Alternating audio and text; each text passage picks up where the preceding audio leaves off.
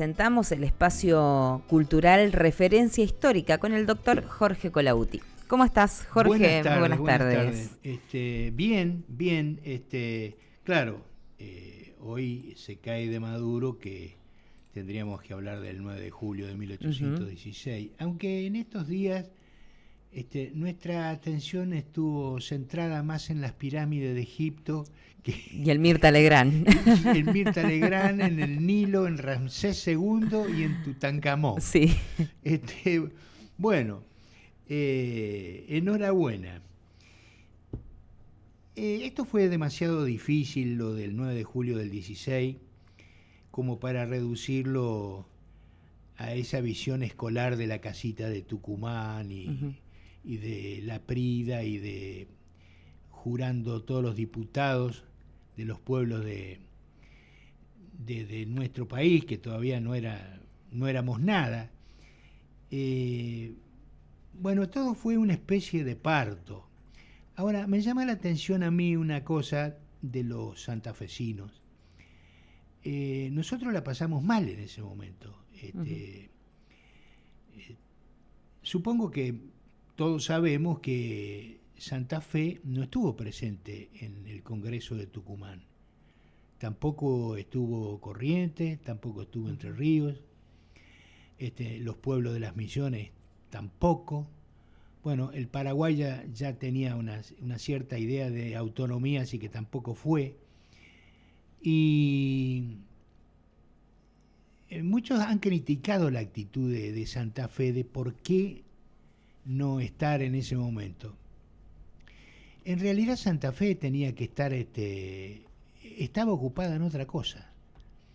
Estaba ocupada en rechazar las invasiones que permanentemente Buenos Aires mandaba sobre el territorio de la provincia de Santa Fe.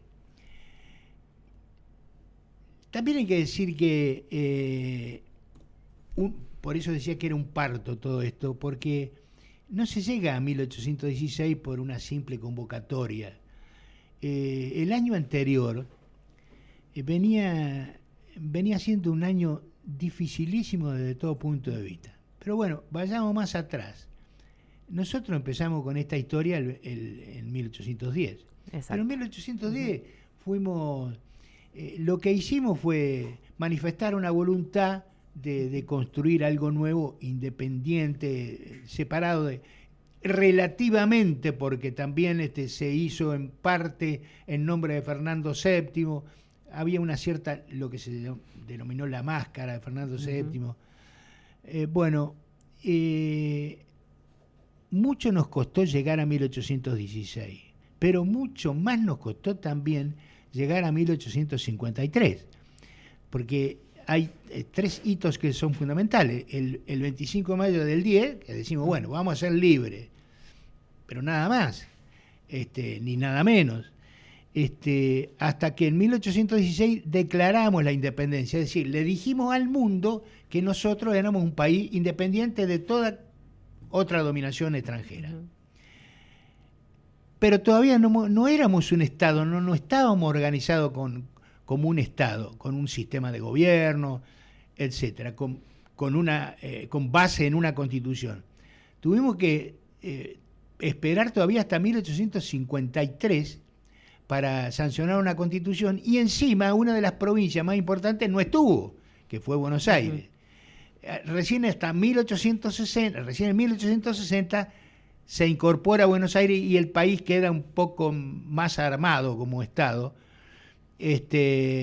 aunque nos faltaba todavía un pedacito más, que era resolver el tema de la capital federal, que eso recién ocurrió en 1880. Volviendo para atrás, el año 1815 fue un año dificilísimo en lo interno y también en el contexto internacional. ¿Qué pasaba en el contexto internacional? Fernando VII volvía al trono, había estado cautivo, volvía al trono. También se iba a producir en esos tiempos la derrota definitiva de Napoleón. La última batalla fue Waterloo.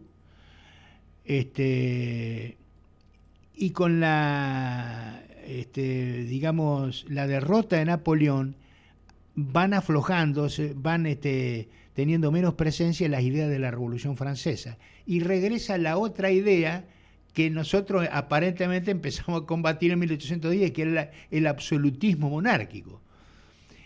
Ese absolutismo monárquico regresaba en el panorama europeo y amenazaba con una invasión gigantesca a América, sobre todo apuntando a este último reducto de resistencia que fue el Río de la Plata, pero finalmente esa invasión se fue más para el norte de Sudamérica y nosotros zafamos.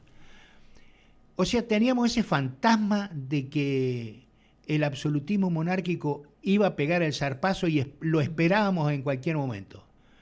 Pero por el otro lado, teníamos el problema en el norte, con los realistas que estaban allí en el Alto Perú, que nos había ido bien en un principio, pero nos había ido muy mal después.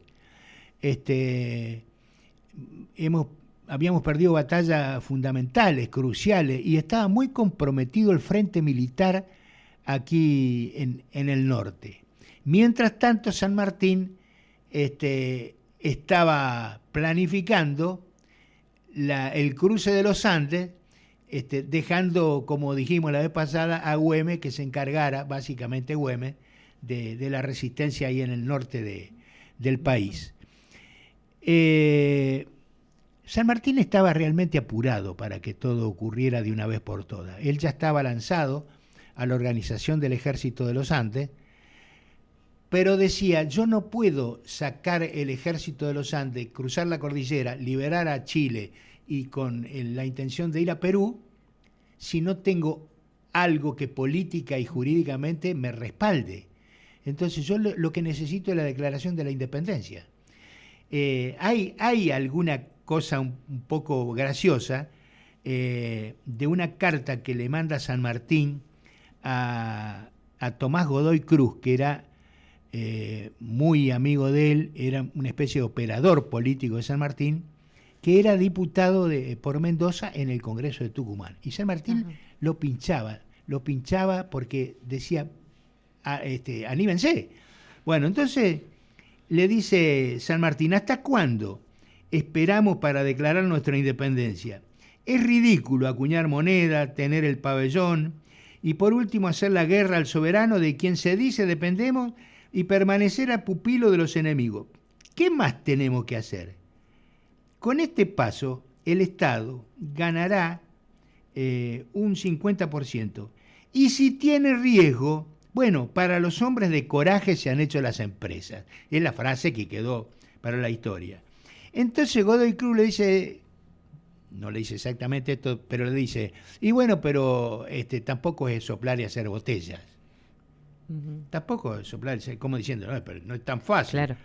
Y bueno, dice San Martín, veo lo que usted me dice sobre que el punto de la independencia no es soplar y hacer botellas. Yo respondo que 1000 veces más fácil es hacer la independencia que el que haya un solo americano que haga una sola botella. O sea, para San Martín era más complicado hacer una botella que hacer la independencia. Bueno, eso marca un poco el apuro de San Martín. A todo esto, en el año 1815 había habido un giro muy importante, había habido como una revolución, una especie de golpe de Estado, que tenía como fin derrocar, hubo una sublevación del Ejército del Norte, Alvear estaba desempeñándose como director supremo, hubo una revuelta, lo tumbaron a Alvear, asume Álvarez, toma el director supremo, que después, en definitiva, fue el que convocó al Congreso de Tucumán. Pero quería decir esto,